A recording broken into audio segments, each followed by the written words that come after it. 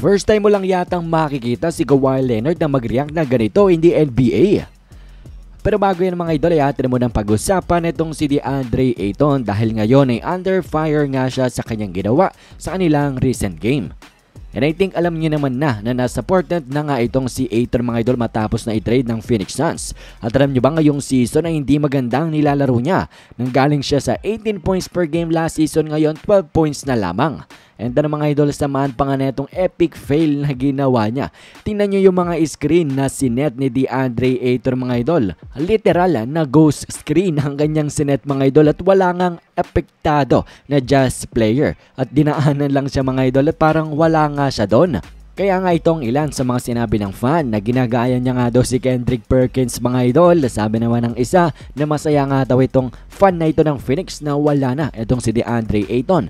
I'm happy the Suns got rid of this nobody. At ano ba nga daw ang ginagawa nito ni DeAndre Ayton sa play na ito?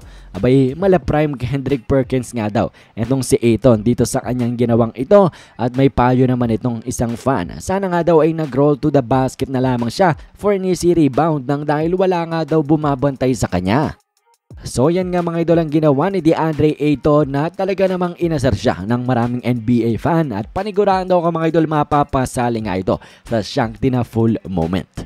At ngayon naman mga idol ay itong si Kawhi Leonard. Matapos kasi ng kanilang pagkapanalo laban nga sa Houston Rockets, abay nagulat ang maraming NBA fans sa naging reaksyon ni Kawhi Leonard dito sa game winner ni James Harden. Well, panoorin nyo to mga idol.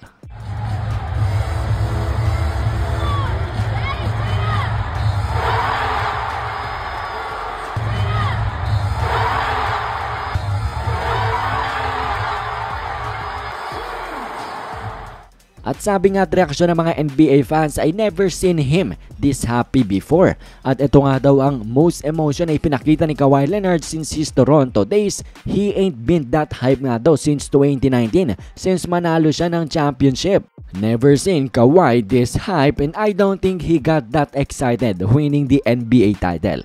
Yan mga idol ang ilan sa mga reaksyon ng mga NBA fans. Iisa lamang ang kanilang sinabi. Hindi pa nga daw nila nakita or ngayon na lang nila nakita itong si Kawhi Leonard na talaga namang maglabas ng emosyon sa loob ng NBA court.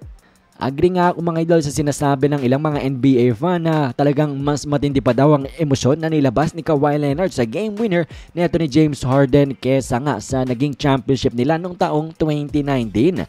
And maybe the explanation mga idol ay dahil may 6-game losing streak itong Clippers, disappointment, at lahat ng hindi magagandang emosyon ay sumabog nga nung alam na ni Kawhi Leonard na mananalo nga sila.